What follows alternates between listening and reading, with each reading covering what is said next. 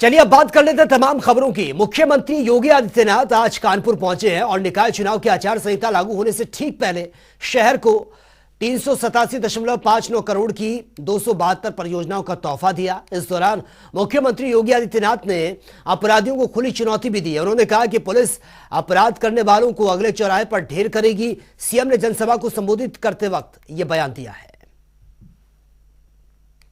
अब कोई अपराधी, कोई भी ऐसा समाज विरोधी तत्व जो पहले एक चौराहे पर किसी बेटी या बहन को छेड़ता हो, दूसरे चौराहे पर डकैती डालने का दुस्साहस करता हो, अब नहीं कर पाएगा, क्योंकि सीसीटीवी कैमरा एक एक गतिविधि को कैद करके रखेगा।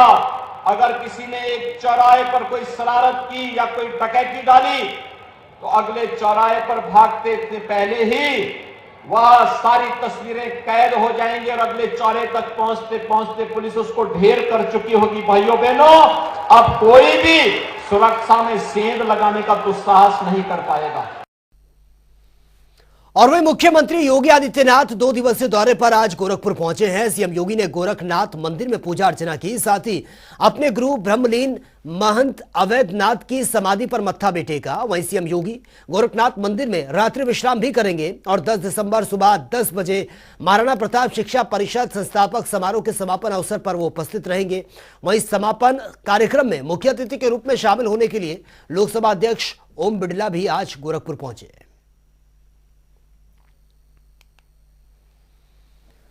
और वही लखीमपुर खीरी में चेतावनी के बाद भी प्रशासन की लापरवाही सामने आई है। किसान नेता श्यामू सिंह की जान का सबब बन सकती थी, क्योंकि किसान नेता की आत्मदाह की चेतावनी के बाद भी प्रशासन नहीं जागा और किसान नेता ने आत्मदाह करने का प्रयास में खुद को आग लगा ली। इस बीच प्रशासन की तरफ से आनन फानन में आग बुझाने की कोशिश की गई और जबरन किसान नेता को अस्पताल में एडमिट किया गया। इस बीच पुलिस और किसानों के बीच नोकझोंक भी हुई है।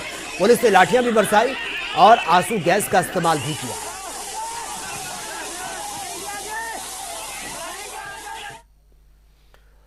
और यूपी उपचुनाव के नतीजे आ चुके हैं। यूपी में 1 लोकसभा और 2 विधानसभा सीटों पर यह उपचुनाव हुआ था, जिसमें 2 मत नहीं की शिवपाल की मौजूदगी में अखिलेश की अक्खड़ और आपको बता दें मेहनत और डिंपल की डोर टू डोर कैंपेनिंग ने मैनपुरी में मैजिक करके दिखा दिया है। लेकिन स्वीकार करना यह भी होगा कि मैनपुरी की जीत में सहानुभूति का अहम रोल भी था।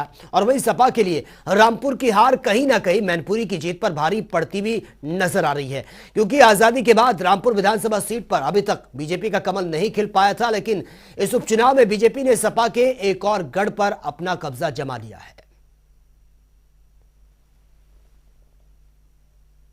को लेकर सबसे बड़ा सवाल है कि क्या अब्दुल ने यह फैसला कर लिया है कि अब दर्री नहीं बिछाएंगे। इस पर खास बातचीत के लिए समाजवादी पार्टी के कद्दावर नेता स्वामी प्रसाद मौर्य इस वक्त हमारे साथ मौजूद हैं। स्वामी जी, इस समय आप एकदम खुशी से लथपथ नजर आ रहे हैं, लेकिन फिलहाल फिर भी सवाल यह है कि मैनपुरी की जीत पर क्या मानते हैं कि रामपुर का हार भारी पड़ रहा है? देखिए, जनता ने तो हमें तीनों उपचुनाव में भारी बहुमत से जिताने का प्रयास किया। तीनों सीट भारतीय जनता पार्टी बुरी तरह हार रही थी। अपनी खींच मिटाने के लिए रामपुर में काउंटिंग रुकवा दी। 1 घंटे तक मतगणना की कोई सूचना मीडिया तक को नहीं दिया। हेर फेर करके किसी तरीके से भाजपा प्रत्याशी को आगे किया और उसके बाद फिर अनाउंस करना शुरू किया। उसको करना होता तो खतौली में भी आगे कर लेती। नहीं, मार्जिन वहाँ ज़्यादा था, क्योंकि सबसे कम मार्जिन आगे रहने का रामपुर में था, इसलिए रामपुर में उन्होंने किया। और दूसरी चीज़, खतौली में और मैनपुरी में, क्योंकि मैनपुरी की लोकसभा नेताजी मुलायम सिंह यादव की परंपरागत सीट रही है, वहाँ का मतदाता भी लड़ाकू है, लोकतंत्र को बचाने के लिए किसी हद तक जूझने के लिए तैयार रहता है। लेकिन वहीं पर दूसरी ओर खतौली में भी मदन भैया उधर बहुत ही पहले पूर्व विधायक भी रहे, कई बार विधायक रहे हैं, प्रभावी आदमी हैं, जनप्रिय भी हैं। इसलिए अगर वहाँ भाजपा कुछ करती तो इनको कर्ताओं से टकराना पड़ता। यहाँ चूंकि हमारा प्रत्याशी मुस्लिम था, इसलिए योगी जी ने कमजोर नस पकड़ करके यहाँ पर इन्होंने खुराफात किया और यहाँ हेर फेर किया, जिससे कि मुसलमान रिएक्शन कर नहीं पाएगा। डर के मारे, दहशत के मारे उन्होंने हमारे प्रत्याशी की आवाज बंद कर दी और मनमाना तरीके से भाजपा के पक्ष में निर्णय करा लिया। मान लिया। आपके जवाब में ही सवाल है। आपने कहा कि यहाँ पे मुसलमान प्रत्याशी था, सबसे विरोधी धुर विरोधी माने जाते हैं योगी आदित्यनाथ के आजम खान की, क्या आजम खान से बदला ले रहे हैं? तो आजम खान तो 2022 में भी और लगातार आजादी के बाद से देखा जाए तो मुस्लिम चेहरा होता आया है। आजादी के बाद ये पहला वक्त है जब आकाश सक्सेना जीत दर्ज कर रहे हैं, तो क्या पहले भी तो मुस्लिम चेहरा था? 2022 में तो सरकार भी थी भाजपा की। 7,000 से आगे चलने वाला प्रत्याशी काउंटिंग बंद हो जाने के बाद एकाएक 2,000 से पीछे कैसे हो गया? कभी संभव ही नहीं है। इसलिए जो तिकड़म हेर फेर उनके करने से अपने आप तक जाहिर हो रहा है, उस पर लीपापोती करने की कोई आवश्यकता नहीं। खतौली में भी दोनों मदन भैया और राजकुमारी सैनी बराबर चले, अचानक ऊपर चले गए। 15,000 की लीडिंग थी, इसलिए वहां 15,000 की लीडिंग थी, यहां 2,88,000 की लीडिंग थी। अगर यहां भी 10-5,000 और 2-4,000 का अंतर होता तो यहां भी हेरफेर कर लेते। ऐसा नहीं है। भारतीय जनता पार्टी अपने तिकड़म से बाज नहीं आती, क्योंकि इतना लंबा मार्जिन हो गया। एक तरफ 2,88,000 शुरू से ही 50,000 1 लाख से लीड लेना शुरू कर दिया, और मदन भैया एक बार आगे हुए तो कभी पीछे आने कोई प्रश्न नहीं उठता, और वो लगातार बढ़त लेते जा रहे थे, 15,000 तक चले गए। क्योंकि सबसे कम मार्जिन की जीत रामपुर में थी, इसलिए रामपुर में हेरफेर करना उनको आसान लगा, और यहां पर उन्होंने अपनी खुरापात करके एक सीट अपनी मुंह पे पुत्ती हुई कालिक से बचने के लिए एक सीट झटक लिया हेरफेर करके। ठीक है, यह आपका मानना है कि जहां जहां आप जीतेंगे वहां पे निष्पक्ष चुनाव हुआ है, जहां आप नहीं जीतेंगे वहां धांधली हुआ। लेकिन सवाल उसी से हर जगह निष्पक्ष हुआ, लेकिन काउंटिंग में यहाँ ठीक है, उसी से चूंकि आपको मैं बताना चाहता हूं, काउंटिंग में हेरफेर हुआ है, और इसको मीडिया वाले खुद जब शोरगुल किए, 1 घंटे तक उनको अंदर की गणना की कोई सूचना नहीं आई, उन्होंने हंगामा खड़ा किया, तब जाकर के 1-1.5 घंटे बाद उन्होंने सूचना देना शुरू किया। और तब तक जब शुरू किया तो 7,000 से कैंडिडेट आगे, और काउंटिंग का इंफॉर्मेशन बंद, उसके बाद 2,000 से भाजपा आगे कैसे हो गई? अपने आप में पूर्व मंत्री नवेद मियां कह रहे हैं कि जो इस बार का चुनाव था, आजम खान का जो सीट है रामपुर शहर, आजादी के बाद पहली बार यहाँ पे गंगा जमुनी की तहजीब जीती है, इंसानियत जीता है, इंसाफ हुआ है, और साथ ही धर्मनिरपेक्षता का माहौल बना है। देखिए, नवेद मियां और आजम खान की आज की नहीं, शुरू से लेकर के 36 का आंकड़ा चला रहा है, इसलिए नावेद मियां के वहां का कोई मतलब नहीं है। नावेद मियां खुद बार बार हारते रहे हैं, और जो लगातार जिसकी जनता जमानत जब्त कराती रही, जो बार बार चुनाव हारता रहा, वो कौन बहुत सा बड़ा नेता हो गया कि उसकी आवाज का मान्य कोई होता है? वहां पर आजम खान नेता थे, नेता हैं, नेता रहेंगे। भाजपा सरकार कितनी भी उनकी आवाज दबाने की कोशिश क्यों न करे, वहां पर जनप्रिय नेता के रूप में आज भी उनकी ख्याति है, और लोग उनको मानते भी हैं। फसाहत अली खान कह रहे हैं, जो मीडिया प्रभारी थे आजम खान के, वो कह रहे हैं कि अब अब्दुल दर्री नहीं बिछाएगा। खून पसीने समाजवादी पार्टी के लिए बहाता था, लगातार वोट मांगता था, जब आते थे हिस्सेदारी के बाद तो समाजवादी पार्टी हमें ओछी भावना से देखती थी। अब अब्दुल ने फैसला करे, हर बूथ पे कमल खिलाएगा। देखिए, कौन क्या कहता है, कौन क्या नहीं करता है। वहां पर समाजवादी पार्टी के आजम खान बहुत बड़े नेता हैं, और आजम खान का ही निर्णय सबका निर्णय होता है। इसलिए XYZ क्या बोलता है, उस पर प्रतिक्रिया देने का मैं कोई औचित्य नहीं समझता। और वह यूपी में इन दिनों जीएसटी रेट की बाढ़ सी आ गई है। जिधर देखो उधर रेट ही रेट पड़ रही है, और रेट पड़ने से व्यापारियों में भी डर का माहौल बना हुआ है। गोरखपुर में तो व्यापारियों ने 3 दिनों से दुकानों के शटर तक नहीं उठाए हैं। वहीं जीएसटी की रेट ना पड़ जाए, यही हाल बिजनौर में भी है। बिजनौर में भी दुकानें नहीं खुल रही हैं, लेकिन व्यापारियों में डर है कि कहीं रेट ना पड़ जाए। और इस तरह से कमोबेश हर जगह यही स्थिति बनी हुई है, चाहे वो गोरखपुर की बात हो या फिर बिजनौर की, महोबा, कुशीनगर, सब जगह यही हाल है। कई दुकानें खुल ही नहीं रही हैं, और बहुत सी दुकानें ऐसी हैं जो लंबे समय से बंद हैं, क्योंकि जीएसटी टीम की रेट ना पड़ जाए, इस वजह से डर का माहौल बना हुआ है। तो ये तस्वीरें हम आपको दिखा रहे हैं, कुशीनगर, गोरखपुर, बिजनौर और महोबा की ये तस्वीरें, जहां पर व्यापारियों में डर का माहौल बना हुआ है। और खबर अयोध्या से है। छात्र संघ के चुनाव की मांग को लेकर आज 3 घंटे से ज्यादा साकेत विश्वविद्यालय में जमकर तांडव हुआ, और इस दौरान आंदोलनकारी छात्रों ने महाविद्यालय परिसर में गेट पर ताला लगाकर जमकर नारेबाजी भी की है। और इतना ही नहीं, आंदोलन कर रहे छात्र नेताओं ने महाविद्यालय के छत पर चढ़कर खुद को जलाने तक की कोशिश की है। वहीं एक छात्र ने छत से छलांग लगा दी। आनंद फानंद में छात्र को अस्पताल में भर्ती करना पड़ा। छात्र अध्यापक के पास क्या चीज है? अध्यापक इतनी ताकत तो ही नहीं कि बच्चों को माप को रोक ले, तो माप में आए हैं और धीरे धीरे पहले गए हैं, पहले पीछे गए हैं, पीछे के बाद फिर धरना शुरू किए, तब जब यहाँ कुछ नहीं हुआ है तो छत पर चढ़ गए अपना प्रेशर बनाने के लिए। आपने बताया कि उपद्रवी छात्र यहाँ पे आए थे, उस छात्र नेता यहाँ के नहीं थे, तो क्या ऐसे लोगों के खिलाफ आप कार्रवाई के लिए नाम मालूम होगा तो कर लेंगे, निश्चित करेंगे। साकेत महाविद्यालय में सूचना मिली कि कुछ विद्यार्थियों द्वारा प्रोटेस्ट किया जा रहा है कि जो छात्र संघ का इलेक्शन होना है उसको कराने के लिए। और वही समाजवादी पार्टी ने निकाय चुनाव की तैयारियों को लेकर वाराणसी के सर्किट हाउस में समीक्षा बैठक की है। बैठक में प्रतापगढ़ विधायक और निकाय चुनाव प्रभारी आर.के. वर्मा ने आगामी निकाय चुनाव के मद्देनजर दिशा निर्देश भी दिए हैं। साथ ही दावा भी किया कि समाजवादी पार्टी काशी के नगर निकाय चुनाव में 50 से अधिक सीटें जीतेंगी।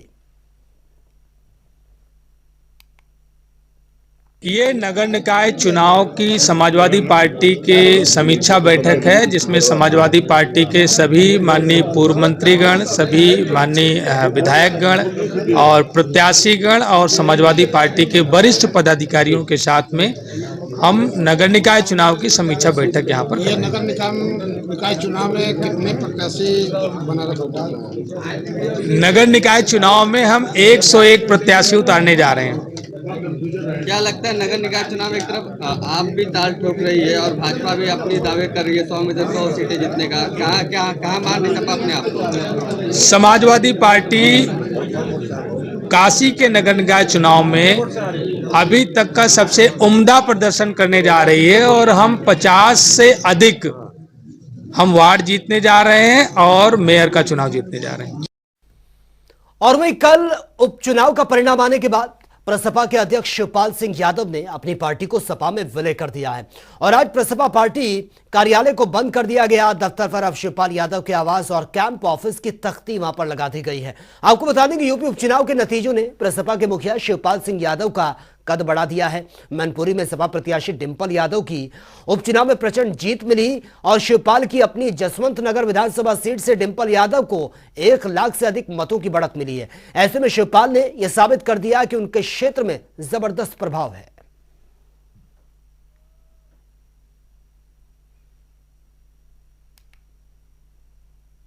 समाजवादी पार्टी में प्रसपा का विलय हुआ था। शिवपाल यादव ने भी अपनी गाड़ी में प्रसपा का झंडा हटाकर समाजवादी पार्टी का झंडा लगाया था। कयास ये भी लगाए जा रहे थे शिवपाल यादव को अब कोई बड़ा समाजवादी पार्टी में पद मिलेगा। अब देखने वाली बात ये होगी कि समाजवादी पार्टी में कौन सा पद शिवपाल यादव को मिलता है। इस कार्यालय जो आवास कार्यालय था कल के पहले, अब आवास बन चुका है। यहाँ फिर किसका झंडा लगेगा? कपरसन शिवम भल्ला के साथ अनूप सिंह, जनता टीवी, लखनऊ। और अब बात कर लेते हैं उत्तराखंड की खबर की। राष्ट्रपति द्रौपदी मुर्मू को 2 दिवसीय उत्तराखंड के दौरे पर वो हैं और जहां आज उन्होंने सबसे पहले राजभवन में प्रज्ञेश्वर महादेव मंदिर में विधिवत पूजा अर्चना की, रुद्राभिषेक उन्होंने किया। राष्ट्रपति ने राजभवन स्थित नक्षत्र वाटिका का उद्घाटन भी किया है। इस दौरान राज्यपाल लेफ्टिनेंट जनरल गुरमीत सिंह और मुख्यमंत्री पुष्कर सिंह धामी भी मौजूद रहे। इसके बाद राष्ट्रपति द्रौपदी मुर्मू मसूरी पहुंची हैं, जहां पर उन्होंने लवासना के 97वें कॉमन फाउंडेशन कोर्स के समापन समारोह को संबोधित किया और इसके बाद दून विश्वविद्यालय के परिसर में छोलिया नृत्य से स्वागत उनका हुआ है। तो ये 3 तस्वीरें आपके सामने हैं। तस्वीर 1 ये देखिए कार्यक्रम की, तस्वीर 2 तस्वीर आप देख सकते हैं लवासना की ये तस्वीर है और तीसरी तस्वीर ये आप देख सकते हैं।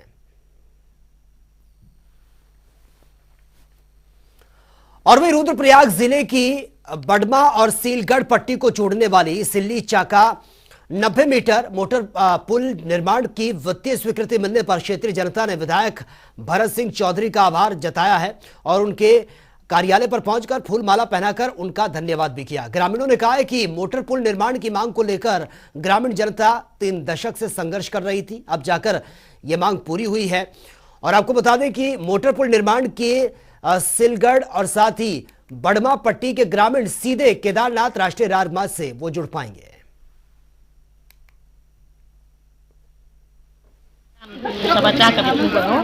हम तो बहुत पहले दिन से पुल जरूरत है हमारे मतलब मकान पर और दूर दूर ना सबकी गाड़ियां हैं वो नीचे जब आप है ना तो सो पर आप है हमारी गाड़ी पार सड़क मशीन खड़ी है, इसलिए हम तो यहाँ ये वजह से हम तो पुल चढ़ो बोल चला गाड़ी पुल हम तो बहुत खुश आज हम यहाँ हमारी गाड़ी पूरी मंजूर हुई।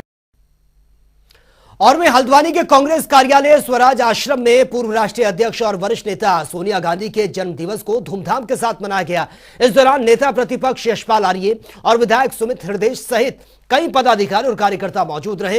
इस दौरान उन्होंने कहा कि आज सोनिया गांधी के जन्मदिन के अवसर पर उन्हें दोगुनी खुशी है, इसलिए क्योंकि कल हिमाचल में कांग्रेस की प्रचंड जीत हुई और यह जीत कांग्रेस को संजीवनी देने का काम करेगी। यशपाल आर्य ने कहा कि उत्तराखंड में भी कांग्रेस आने वाले समय में एकजुट होकर चुनाव में उतरेगी। उन्होंने कहा कि जिस तरह से हिमाचल की जनता ने वहां कांग्रेस के प्रति भरोसा जताया, उसी तरह से पर्वतीय राज्य उत्तराखंड में भी अब कांग्रेस मजबूती के साथ जन आंदोलन को उठाएगी।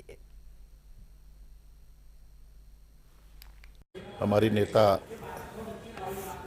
जिनका सेवा, समर्पण और भारतीय संस्कृति की पहचान श्रीमती सोनिया गांधी जी का जन्म दिवस है। हम उनके दीर्घायु जीवन की कामना करते हैं और उनका मार्गदर्शन, उनके निर्देश हमें भविष्य भी मिलते रहे हैं, ये ईश्वर से प्रार्थना करते हैं।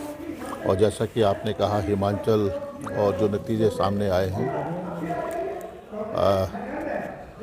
निश्चित रूप से हिमाचल की महान जनता का आभार और प्रियंका गांधी जी को ढेर सारी बधाई, जिनके मार्गदर्शन में ये चुनाव प्रचार और चुनाव की रूपरेखा रणनीति से हिमाचल में कांग्रेस को सफलता मिली है, कांग्रेस की सरकार बनी है। और में उत्तराखंड में अगले साल 8 मार्च को अंतर्राष्ट्रीय महिला दिवस के दिन राज्य महिला नीति को यह लागू किया जाएगा। राज्य महिला आयोग के अध्यक्ष कुसुम कंडवाल ने महिला नीति के ड्राफ्ट पर सचिवालय में अधिकारियों की बैठक के बाद जानकारी देते हुए कहा कि इसके ड्राफ्ट को अंतिम रूप दिया जा रहा है और अगले 21 दिन तक कई माध्यमों से इस संबंध में जनता के सुझाव भी लिए जाएंगे और प्रदेश में पहली बार महिलाओं के लिए नीति यह बनने जा रही है। राज्य महिला आयोग की ओर से इसका ड्राफ्ट तैयार कर लिया गया है।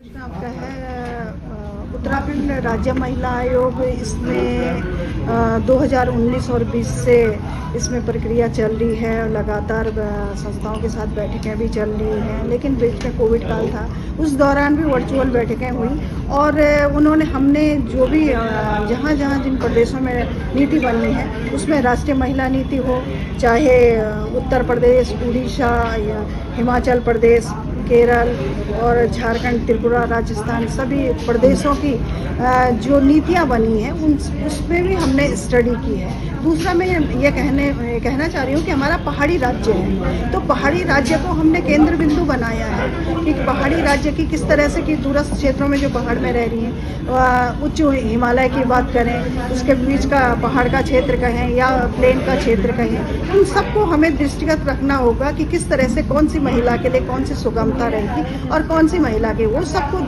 केंद्र बिंदु बना के ही ये नीति बनेगी।